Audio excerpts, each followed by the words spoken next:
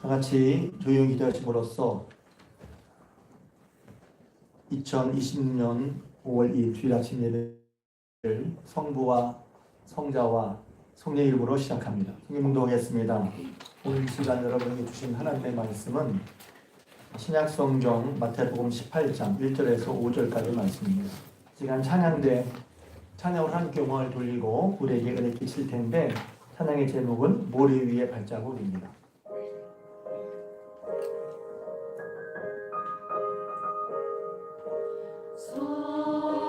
사랑되는 바람 부르는 음성 내게 오라 발자국 따라 수많은 사람 주 따르네 험한 길 높은 산도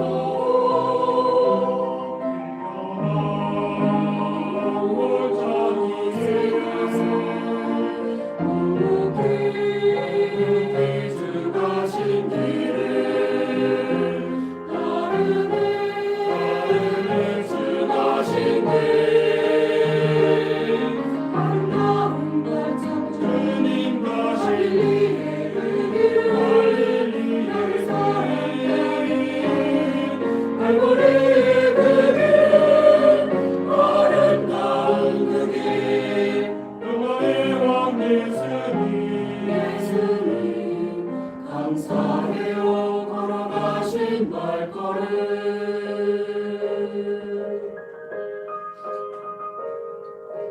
저 하늘 나라에 수정바다와 주를 보리라 살아갈 때에 발자국 따라 가리로라 그 어릴 때도 내 앞이 안 보여도 걸으신 발자국 따라 내 걸으래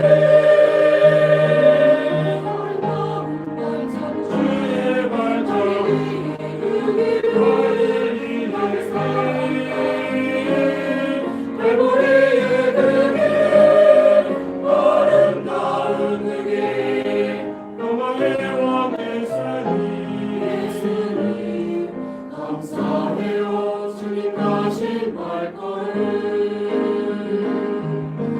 주님 보이신 아름다운 세상 찬란한 주님의 나라 밝아온다 주 걸으신 우리 위에 발자국마다 주 따르는 자의 그 성품으로 빛난다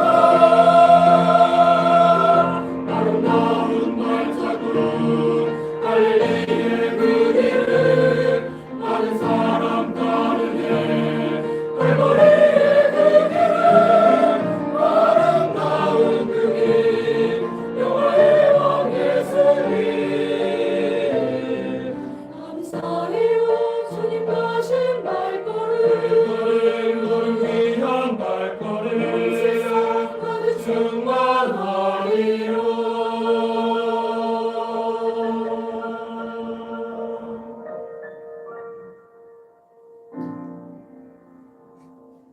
할렐루야. 할렐루야. 오늘도 주님 전에 오신 여러분들에게 우리 하나님의 은혜와 사랑이 함께 하시기를 주님의 이름으로 축복합니다. 옆 사람과 함께 인사할까요? 날마다 예수님과 동행합시다. 한 번 더 이와통이다. 오늘은 5월 어린이 주일입니다. 우리의 자녀들 혹은 우리의 후손, 특히 믿음의 후손들, 믿음의 후손이라고 좀 성경적인 얘기지만 믿음의 후배들, 우리의 뒤를 따라 믿음으로 살아가는 초신자라고 할까요? 신앙을 새로 시작한 분들, 그런 분들이 복되게 살아가기를 축복합니다. 구약 성경 여러 부분에 보면 하나님께서 항상 복을 주시며 언약하실 때 너와 내 자손에게, 너와 내 자손에게, 너와 내 자손에게 말씀합니다. 하나님은 하나님을 만나는 그 시대만이 아니라 그 다음 시대, 그 다음 세대까지, 우리는 한 세대가 가면 우리는 없지만 하나님은 영원하시니까 그 다음 세대에 오는 생명까지도 구원하시길 바라셨어요. 할렐루야.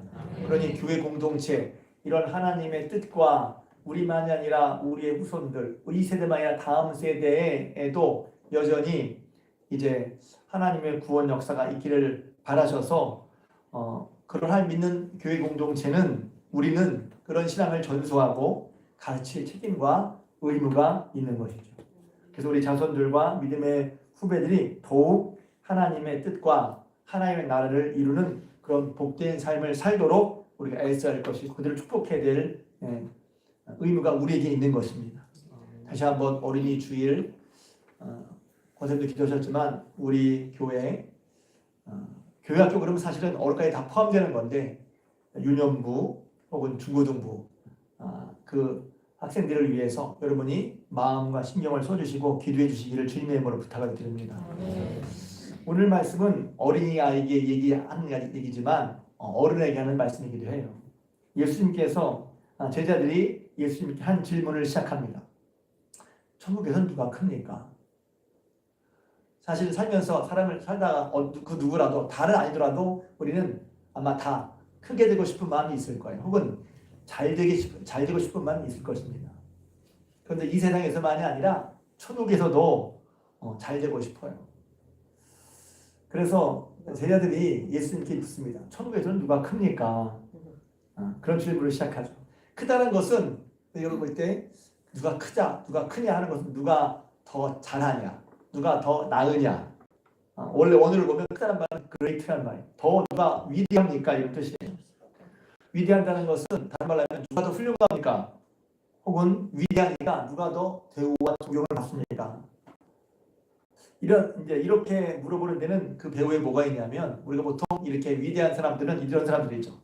개인적인 어떤 야망, 큰 꿈을 성취하고 또 개인적으로 어떤 권력과 지위를 얻고 그래서 그 권력과 지위에 맞는 특권을 누리고 그리고 이제 누가 보더라도 사랑할 만한 그런 거.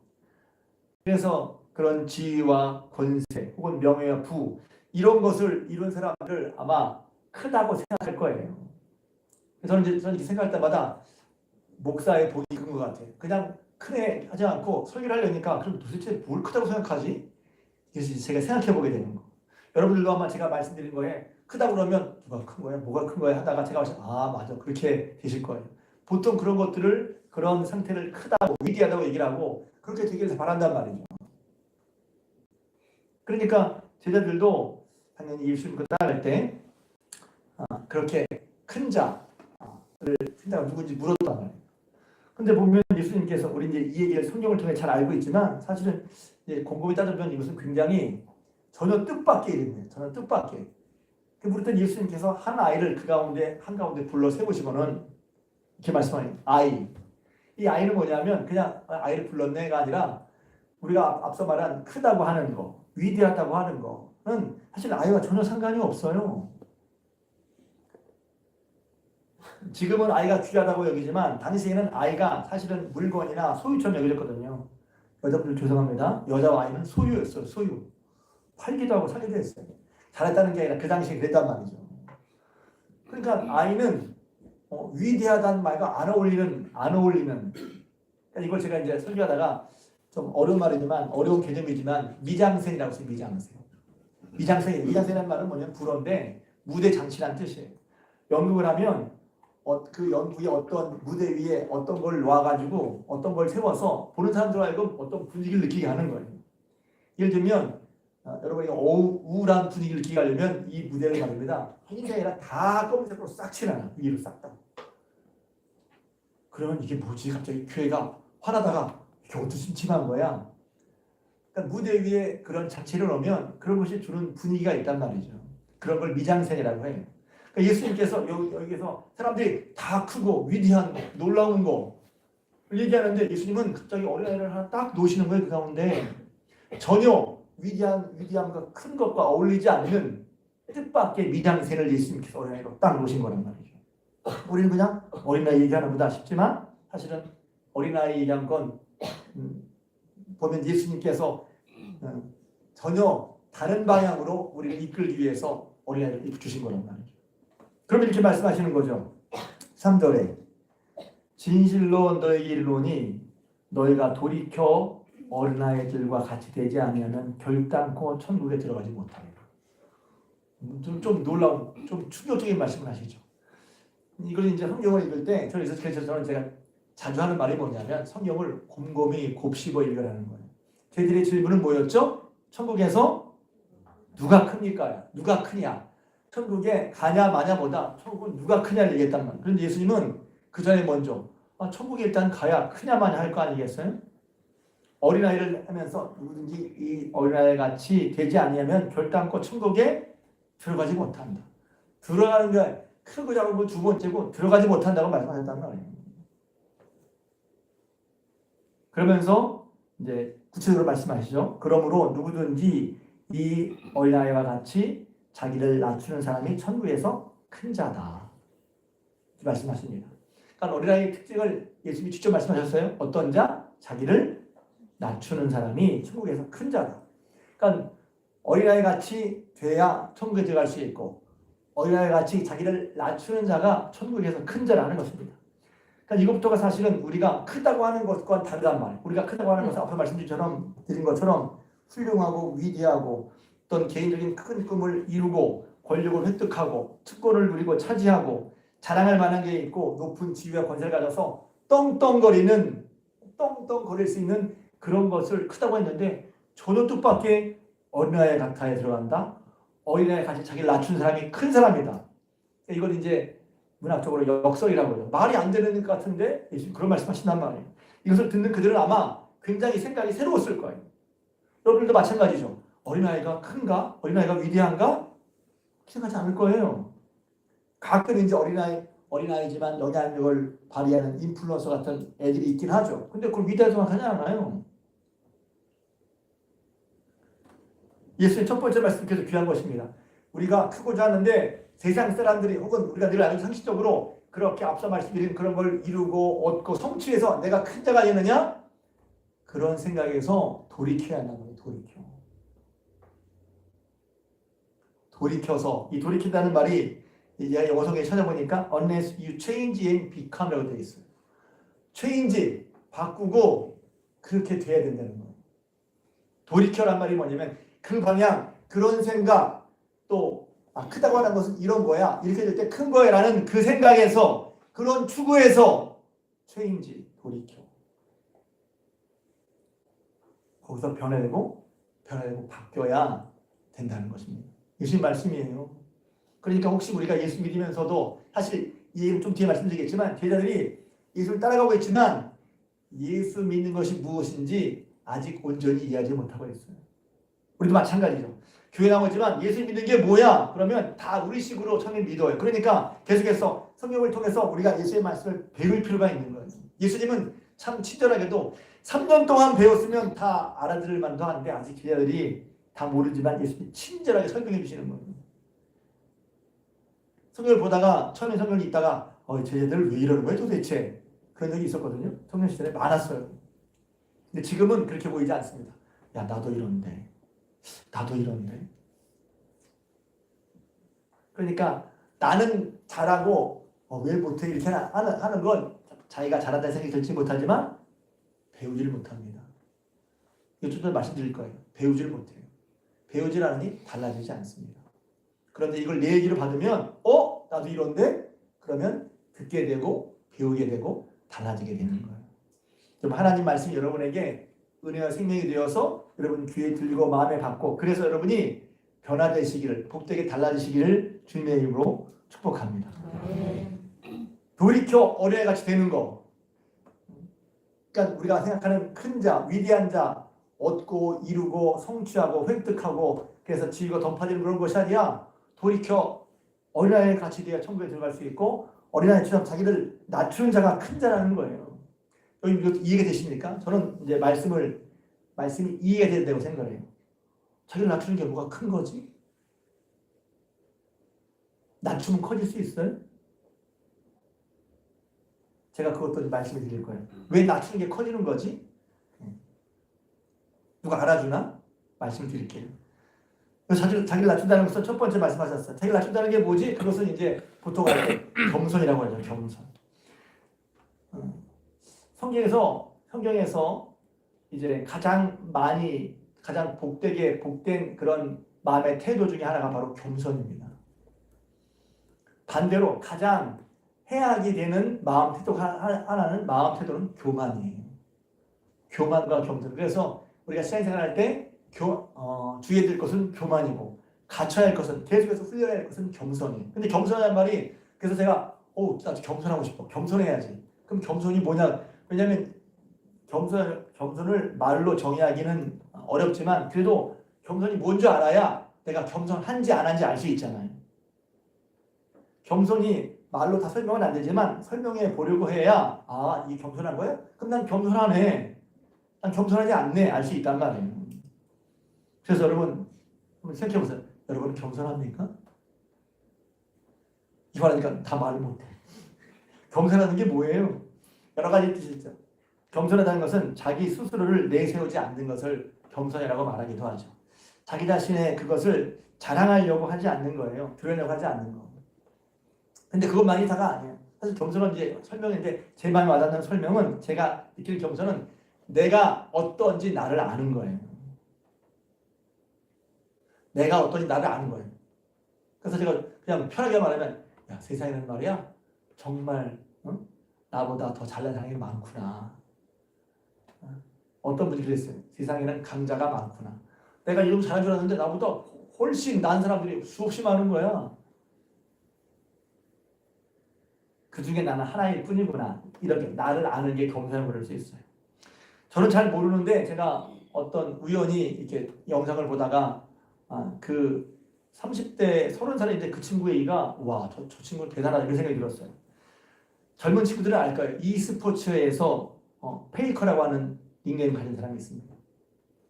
젊은 사람 끄떡거려요. 이렇게 게임 좀 하는 사람은 알죠? 페이커 이상혁 선수라고 합니다. 리그 오브 레전드 롤이라고 그러죠. 롤 게임에서 전 잘 몰라요. 그냥 정보를만 들어서 2023년 항저우 아시안 e스포츠의 국가대표였던 분이에요. 96년생이에요. 그러니까 지금 올해 만 30살, 31살이 됐단 말이에요. 이 친구가 인터뷰를 하는 거예요. 인터뷰에서 얘기하는 거예요. 딱 그대로 얘기하면 이렇습니다. 배움과 성장에 있어서 가장 핵심적인 것 중에 하나가 바로 겸손이라고 생각한다. 깜짝 놀랐어요. 30살인데 벌써 그렇게 말한다고?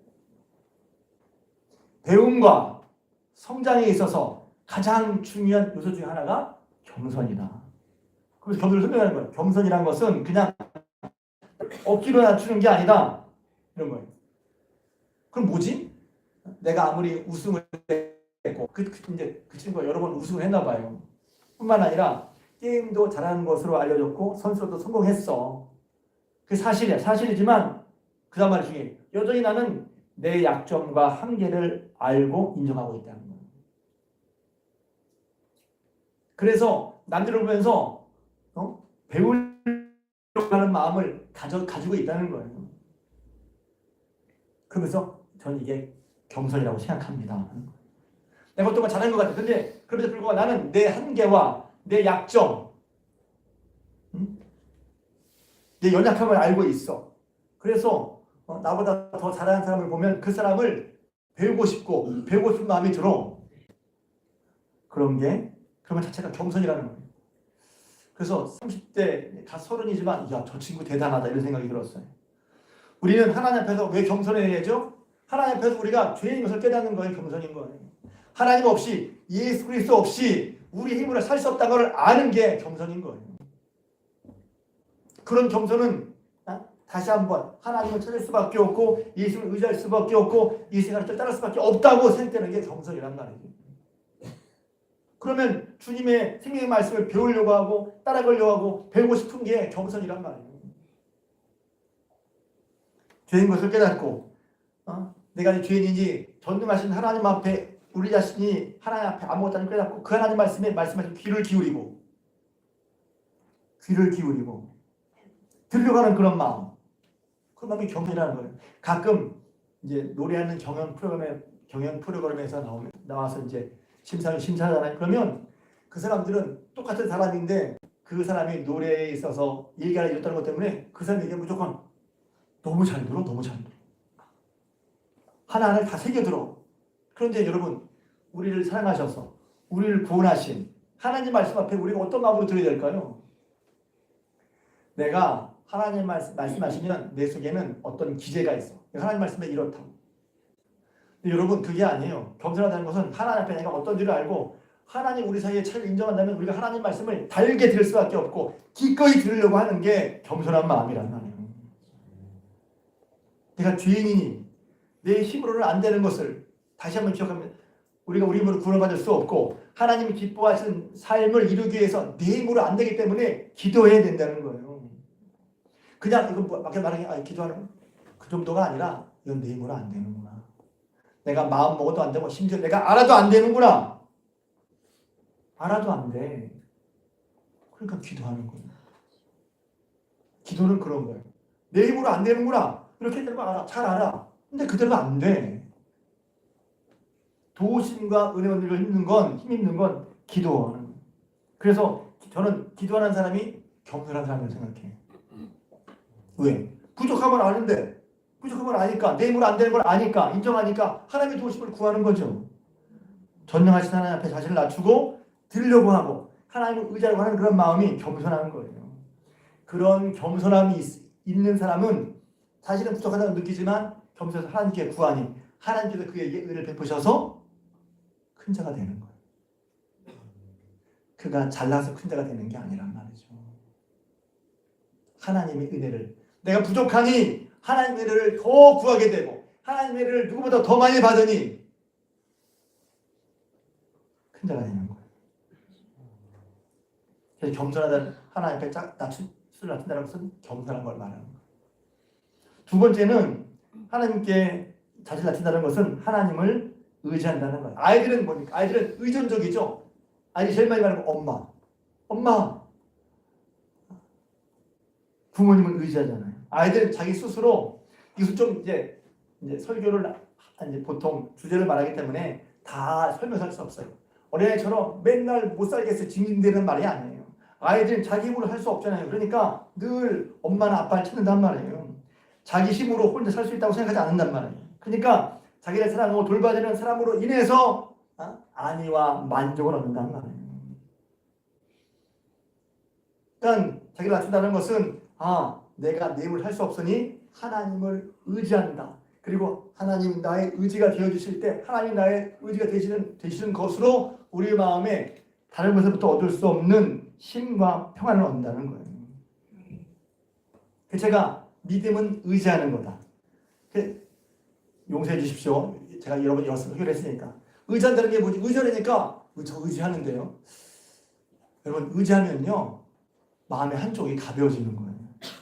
감정을 나란히 말하는 게 아니야. 어떤 사실을 깨달았을 때 의지가 되면 마음이 한편으로 가벼워진단 말이에요. 제가 이렇게 있잖아요. 설다가 한쪽을 기대. 그냥 서 있는 것보다 기대하는 거나 앉는 게 편하죠. 그래서 제가 설명하고 싶을 때 왜냐면 제가 그걸 경험했고 믿음으로 주님을 의지할 때 어떻지? 라는 걸 제가 경험했고 그것을 구체적으로 설명해 드리는 게 이제 목사가 일이면 의지한다는 게 뭐지? 쉽게 말하면 기댄다는 거예요. 우리는 여기에 힘들면 벽에 기대는 것만도 힘이 들잖아요. 의자에 앉을 때 등받이가 있는 거랑 없는 거랑 다르죠. 등받이가 있는데 기대면 편하잖아요. 기댈 때 벽에 기대는 것만 아니라 사람에게 기대기도 하잖아요. 이 사람에게 기대. 남편과 여편에게 서로 기대는 거죠. 기댈 사람이 생기는 거 정말 의지가 되죠. 그런데 여기서는 하나님 앞에 자기를 낮춘다는 것은 하나님을 나의 의지로 삼는 거예요. 누가 내 의지가 되지? 하나님이 나의 의지가 돼. 하나님을 나의 의지로 삼는 것이 그것이 자기를 낮추는 거란 말이에요. 시편 18편에 보면 하나님이 의지된다는 말 참 많이 나옵니다. 그들이 나의 재앙의 날에 내게 이르렀으나 여호와께서 나의 의지가 되셨도다. 나의 재앙의 날, 큰일 났어. 문제가 생겼어. 내 힘으로 감당하면서 문제가 생겼어. 그러면 어떻게 되죠? 그때 여호와께서 나의 의지가 되셨도다. 그때 기대는 거예요. 여러분 하나님을 여러분의 의지로 삼는 복을 누리시길 주님의 축복합니다. 그냥 몸을 벽에 기대도 우리 마음에 힘을 얻는데 등받이만 대도 힘을 얻는데 사람에게 의지로 힘을 얻는데 하나님을 나의 의지로 삼는 거. 그게 자신을 낮추고 겸손하는 거예요. 왜 그렇습니까? 우리는 하나님을 믿고 교회 다니면서도 정작 하나님을 의지하지 않고 하나님을 다른 것을 더 의지할 때가 많아요. 시편 146편에 보면 참 제가 좋아하는 기절인데 할렐루야 내 영혼아 여호와를 찬양하라 나의 승결의 여호와를 찬양하며 나의 평생에 내 하나님을 찬송하리로다. 그러면서 이제 말 귀인들을 의지하지 말고 귀인들이 누구예요?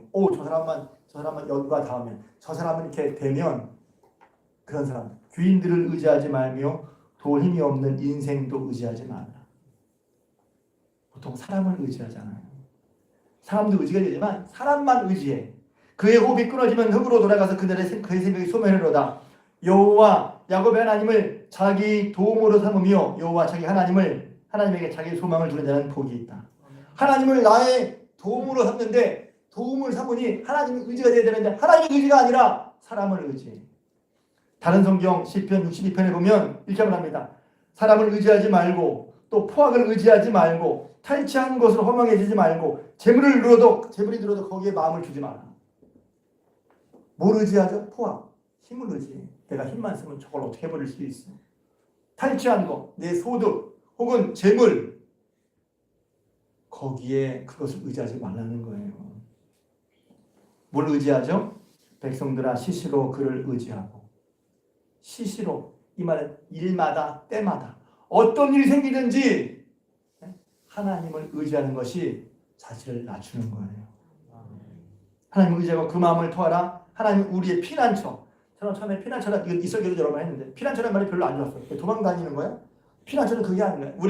우리 연약한 환자이기 때문에 어떤 일 우리가 감당할 수 없을 만큼 우리를 덮치는 그런 일이 있죠. 근데 피난처는 그 안에 딱 들어가면 하나님 그 모든 것을 막아주시는 안전한 곳인 거예요. 피난처.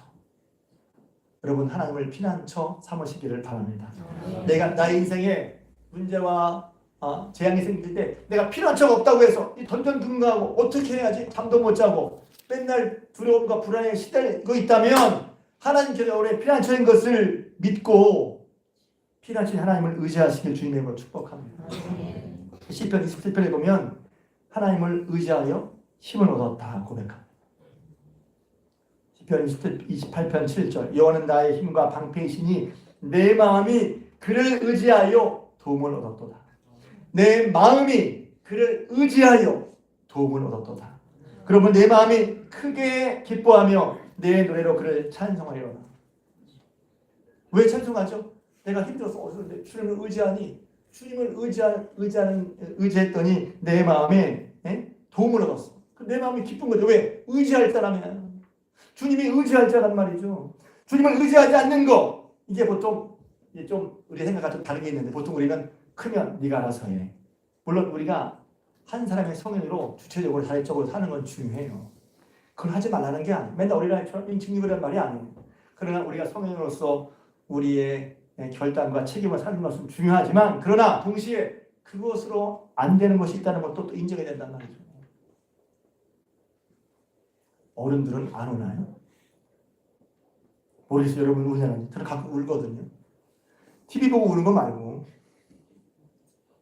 내 자신 한계 때문에 이거 복잡하고 답답한 것 때문에 그럼 어떻게 합니까? 나의 의지가 되시고 나의 피난처가 되신 하나님께 얼른 기대는 거죠. 죄송합니다. 속된 표현이지만 들었는데 하나님은 뒀다 어디에 쓰시려고 예배 드릴 때만 저는 제일 안타까운 것 중에 하나가 하나님이 도움이신데 하나님 의지가 되어주시는데 하나님을 자기의 도움으로 삼지 않고 의지로 삼지 않는 것처럼 보일 때 전 좀 아쉬워요. 하나님의 의지신데, 하나님 나의 도움이신데 그 하나님을 의지하고 기댈 생각을 하지 않고, 그 하나님 아닐 생각을 하지 않고 자기 식으로 해보려는 것만. 시편 84편을 보면 누가 복이 있느냐? 그러면 이런 사람은 복이 있다는 말이 세 가지가 나오는데, 주의 집에 사는 자는 복이 있다. 주께 힘을 얻고 그 마음에 시온에 들어간 자는 복이 있다. 만군의 여호와여, 주께 의지하는 자가 복이 있나이다. 주께 의지하는 거. 여러분 다시 한번 여러분의 마음을 심을 일깨워 재앙의 날에 여러분 주께 의지하는 여러분 되시기를 주님의 이름으로 축복합니다. 사람도 의지가 되지만 사람들 의지하지 말고 주인들도 의지하지 말고, 왜? 호흡이 끊어지면 흙으로 돌아간단 말이에요. 사람의 입김은 속임수이고, 사람은 입김이고 인생도 속임수이니 천년만년 그들이 내 도움이 되는 게 아니란 말이에요. 포악과 탈취한 거, 제사는 허망한 거라는 거예요. 그런 여러분, 겸손한 것이 무엇입니까? 누가 하나님 나라에 들어가고 누가 천국에서 큰 자입니까? 이렇게 주님을 의지할 때, 또 말합니다. 주님을 의지하니 주님이 나의 의지가 되어주시고, 주님이 하나님이 나의 능력이 되어주셔서 내가 비록 어린아이 같이 한계가 부족하지만 주를 의지하니 주께서 여러분의 힘이 되시는 거예요. 돈도 힘이고 사람이, 근데 하나님이 여러분에게 힘이 되신단 말이죠. 주를 의지해서 여호와 내 하나님을 나의 힘으로 삼고 사는 여러분 되시길 주님의 이름으로 축복합니다. 그러면 그게 얼마나 큰 사람이겠어요? 얼마나 큰 자이겠어요? 이것이 그냥 다분히 그냥 논리적인 말이 아니라 여러분이 하나님이 얼마나 큰 분인지, 그 하나님이 내가 그 하나님을 믿고 내가 그 하나님을 나의 의지로 삼아서 그를 의지하고 살아갈 때 네게 주시는 안위가 얼마나 큰지 소망이 생기지 않아요? 그것은 말해서 되는 게 아니라 내 설제로 여러분이 주님 앞에서 주님을 소망을 삼는 결단과 경험이 있어야 되는 거예요. 말은 내가 했어. 길을 열렸어. 여러분이 길을 가야죠. 그래서 내가 하나님이 나의 의지가 되시는구나. 난 하나님을 나의 의지, 나의 소망으로 삼아야지 하고 결단하고, 하나님 어떤 분이신 것을 고백되고 깨달아질 때 우리 마음속에 그게 이제 성경 말씀대로 세상에 줄 수 없는 위로와 평을 얻는 거예요. 그게 큰 자가 되는 거예요. 세 번째로는 자리 낮춘다는 것은 뭐냐면 하나님을 신뢰한다는 거예요. 그러니까 이것도 그래서 제가 때로 저는 그래서 제가 잘 믿고 싶어서 믿음이란 게 뭐지 생각한단 말이에요. 믿음이란 게 뭐지? 그래서 잘 믿어야 하죠. 잘 믿는다. 믿는 게 중요하죠. 다 믿는 게 중요하다고 다 생각할 거예요. 믿음이 믿는 게 중요하지 않다고 생각하면 없을 거예요. 그럼 믿는 게 도대체 뭐냐고. 그래서 제가 믿음은 이거다 아니라 내가 성경에 있는 대로 믿고 있는지를 봐야 하고, 믿음에는 반드시 역사가 있단 말이에요. 할렐루야. 내가 뭘 잘해서가 아니라 주님 믿고 따라가면은 그 믿음의 역사, 믿음 때문에 어떤 사건이 벌어진단 말이에요. 전 그것을 믿고 경험했어요. 여러분들도 믿음의 역사를 더 풍성히 경험하실 주님의 이름으로 축복합니다. 믿는 것은 신뢰한다는 거예요. 신뢰한다는 거. 여러분, 신뢰가 뭐냐면 너무 돈이 있으면, 돈이 10,000원짜리를 주면 사실 그게 돈인데 사실 종이 한 장이잖아요. 종이 한 장에는 얼마의 가치가 들어있어요? 10,000원짜리에는 10,000원만큼의 가치가 들어있는 거예요. 사실 종이 낸다고 뭘 주겠어요? 사실 그 종이에는, 화폐란 종이에는 우리 서로 거기에는 10,000원이라는 가치의 신뢰가 이미 들어있단 말이에요. 아니 생각해보세요.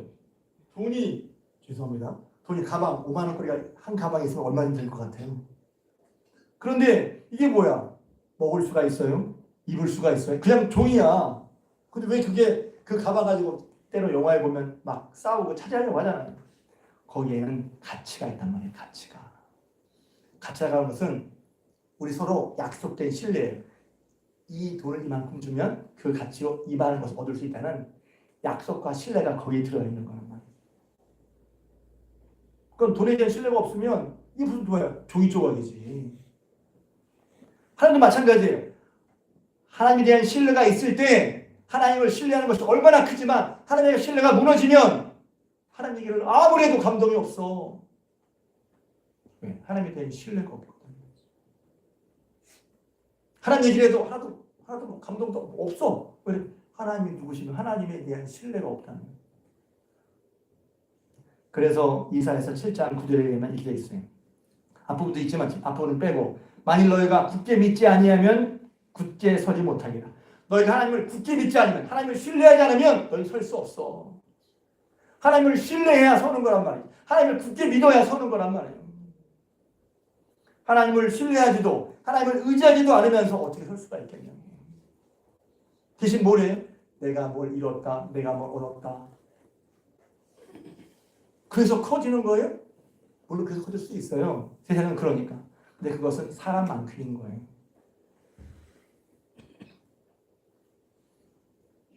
이런 것을 보여주는, 아주 실제로 보여주는 얘기가 바로 마태복음 6장이라는 말이죠. 여러분 잘 아시는 것처럼 마태복음 6장에 있잖아요. 너희는 무엇을 먹을까? 무엇을 입을까? 뭘 마실까? 염려하지 마라. 염려하지 말라는 말이 잘 안 와닿죠. 왜? 늘 염려하니까. 근데 예수님께서 조금조금 말씀하시는 거예요.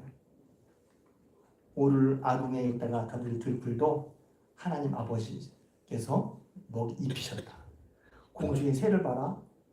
누구도 수고도 아니하고 멀어지겠지만 하나님 아버지가 키우신다.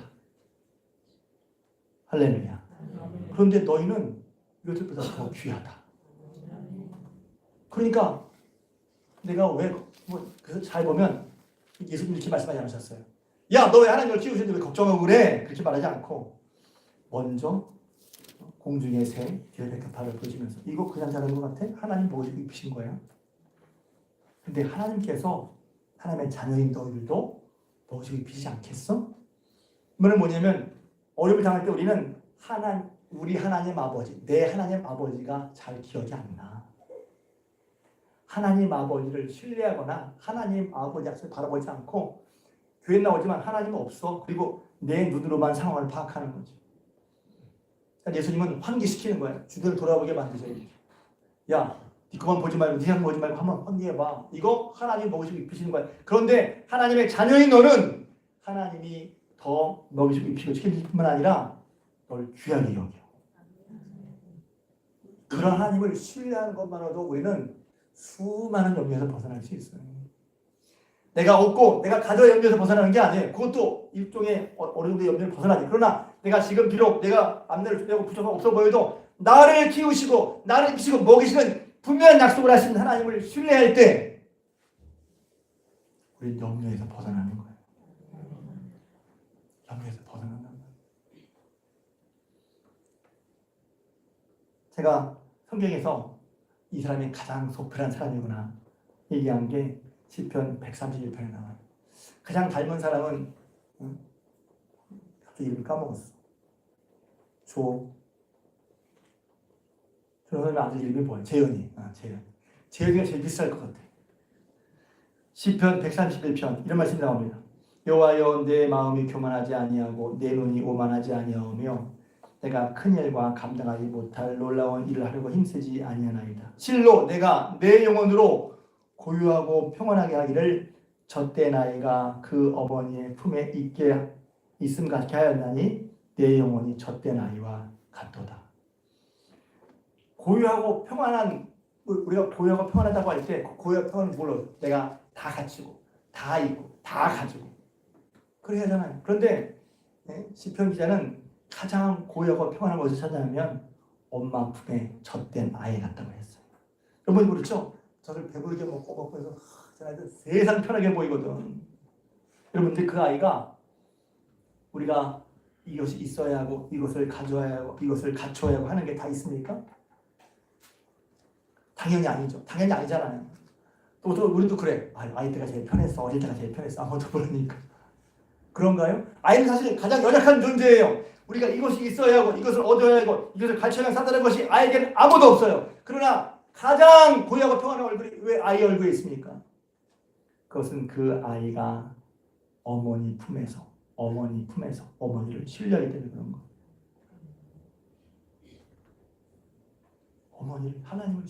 어머니를 신뢰해. 사람만 신뢰해도 그가 아이가 가진 것, 배운 것, 갖출 것이 없어도 아이는 가장 세상에서 평안한 얼굴을 갖습니다. 왜 그렇습니까? 엄마 품에 쉼과 안식, 평화를 얻는 것이죠. 근데 엄마보다도 더 우리를 사랑하시고 엄마보다 더 온전하게 우리를 이끌어주시고 엄마 비교할 수 없이 우리를 사랑하시는 하나님의 품에 여러분이 있음을 기억하시길 바랍니다.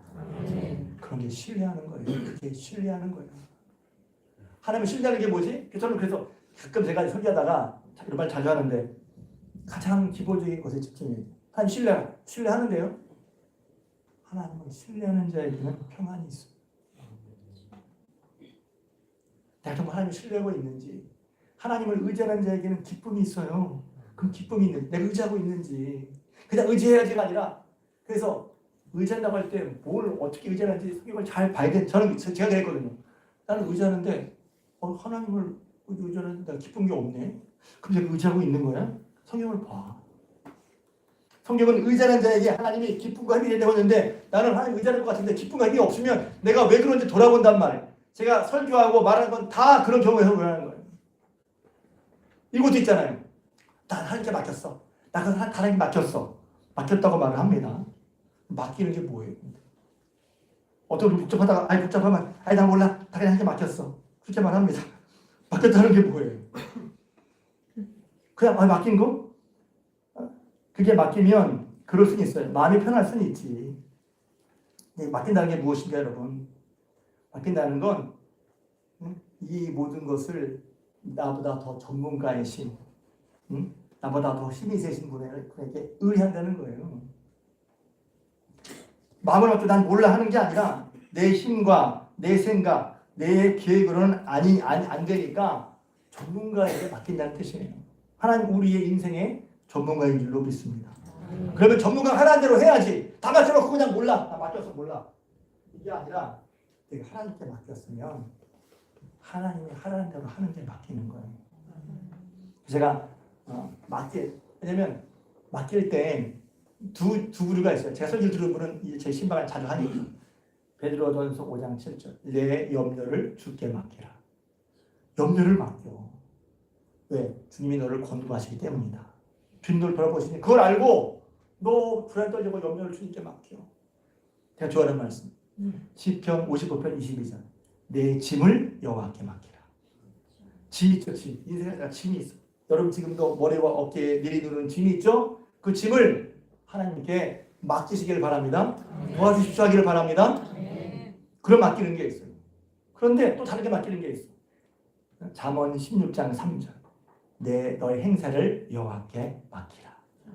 행사. 내가 하고자 하는 모든 일을 맡기라는 게 맡겼어요가 아니라 그 말은 뭐냐면 전문가에게 이거 어떻게 하면 좋죠? 전문가가 이건 이렇게 하고요. 이건 이렇게 하고 이렇게 해봐요. 맡기다는 것은 전문가의 얘기를 듣는 걸 맡긴다고 하는 거예요.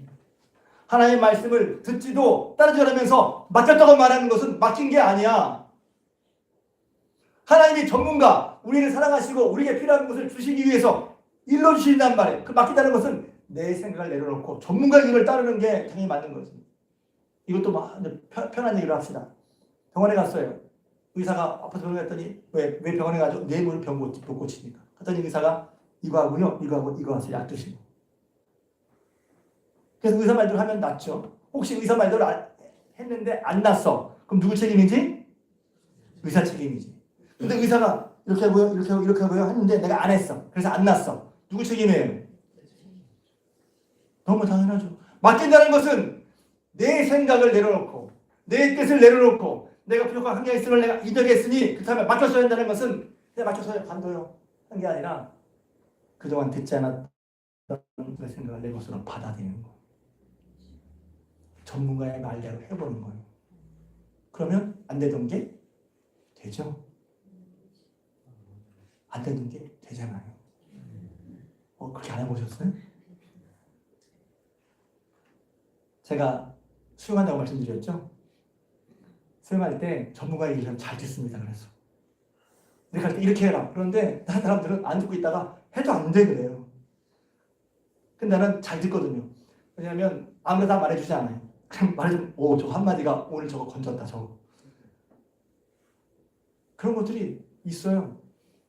그 말을 잘 듣고 그 말대로 하면